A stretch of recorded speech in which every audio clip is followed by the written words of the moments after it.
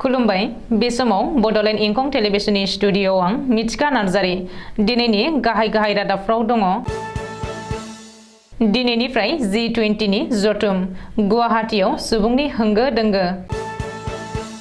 कार्बि आंलंआव 6 कौटि रांनि हेर'इनजों लोगोसे 3 हमजादों। शुक्रबार खालि 4,000निबो बांसिन आयेन बेरेखा फिसायफ्रा हमजागोन। गिबि मन्थ्रिया बेनि फारिलाइ फोसावबाय। चिराङाव गोबांथार बिबांनि सुरां दंफां, गंस्नि मोसौ गारि आरो मा-13 मोसौ हमदों। प्रमद बर'आ बेटारि गैयि रिमटनि नेता बुंदों उमेश ब्रह्म। मसलपुराव दुलाराय मदाहि कछारी छात्र खन्थाइया 42थि गायसन सान फालिदों। दानिया फैदो आबुं रादाबाव।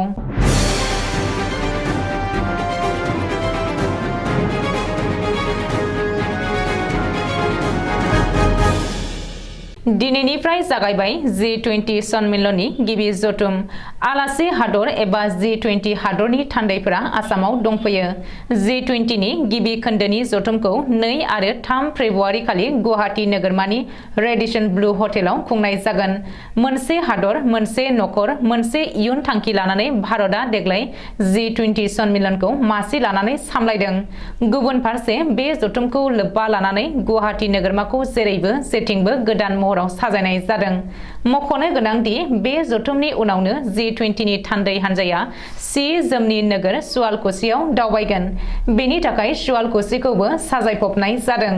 बबेखानि G20 नि थान्दै हान्जाया सुवालकुसि दावबायनाया नोजोरथावना जागोन होननानैबो सुलुङाव फोरमायदों। कार्बि आंलं जिल्लायाव 6 निफ्राय 7 कौटि रांनि हेर'इनजों लोगोसे 3 ड्राग्स फालांगिरिखौ हमनो हादों।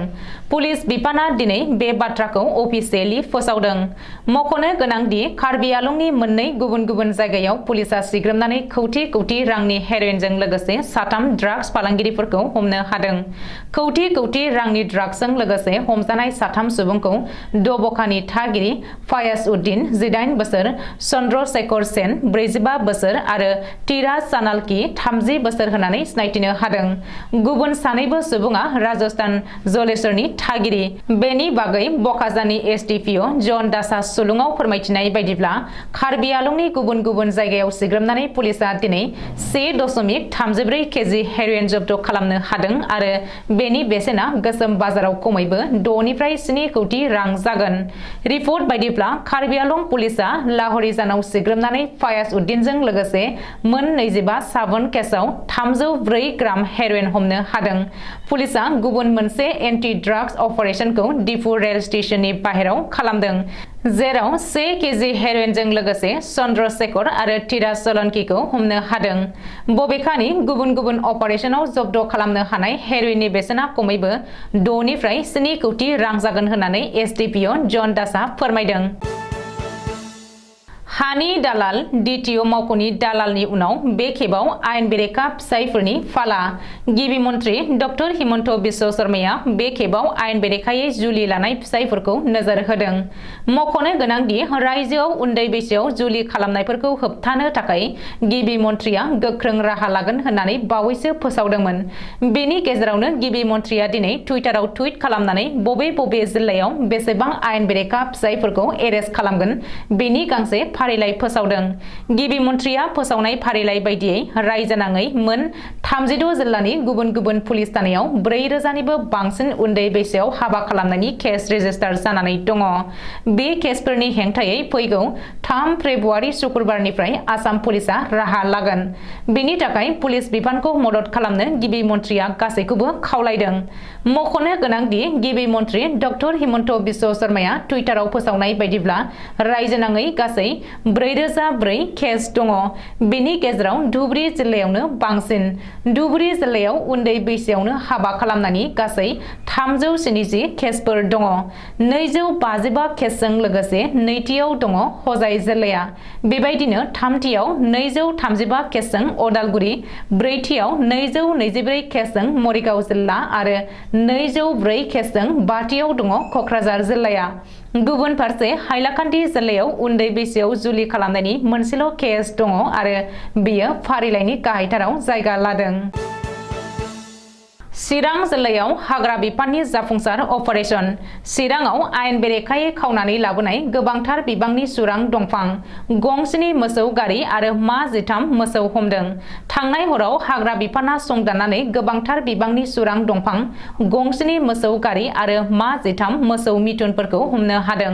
नाथाय बेजों लोगोसे सासेबो दंफां सिखावा हाग्रा बिफाननि जेयाव नाङाखै। मिथिनो हानाय बायदिब्ला चिरां जिल्लानि बेन्दोंआव थानाय रुनिकाटा फरेस्ट रेन्जनि भारत भुटान सिमनानि रिफु हाग्रा ओनसोलाव हमनो हादों सुरां दंफांखौ। मख'नो गोनांदि रिफु हाग्रानि बे ओनसोलाव आयेन बेरेखायै हादान सिफायनानै दखल खालामग्राफोरखौ बावैसो हाग्रा बिफाना इफेक्सन खालामनानै होस्रां हरदोंमोन। बबेखानि हाग्रा बिफाननि सासे मावख'गिरिया फोरमायथिनाय बायदिब्ला हाग्रा बिफाना थांनाय हरनि 1:30 रिंगायाव एम्बुस खालामनानै सुराङै दंफां रोगाखोमानाय गंसेनि मोसौ गारि आरो मा 13 मोसौ मिथुनफोरखौ बोखांनो हादों। बोखांनो हानाय दंफांनि बेसेना 20 लाख रांसो जागोन। बबेखानि बे जाथायजों लोब्बा थानाय सासेबो दंफां सिखावखौ हमनो हायाखै। हाग्रा बिफाननि मावफारियाफोरा लामायाव बेंथानाय लोगो लोगो सिखावफोरा मोसौ गारिनिफ्राय बाज्रुमो आरो खोमसिनि खाबु लानानै खारलाङो। ओरैहाय थांनाय हराव हमनो हानाय गासैबो दंफां मोसौ गारि आरो मोसौफोरखौ हाग्रा बिफाननि मावख'आव लाबोनानै दोनफैदों होननानैबो मिथिनो हादों। बिटिआरनि गाहाय प्रमद बर'आ बेटारि गैयि रिमटनि नेता एबा दैदेनगिरि। बे बाथ्राखौ बुंदों भटार्स पार्टी इन्टारनेशनेलनि दैदेनगिरि उमेश ब्रह्मआ।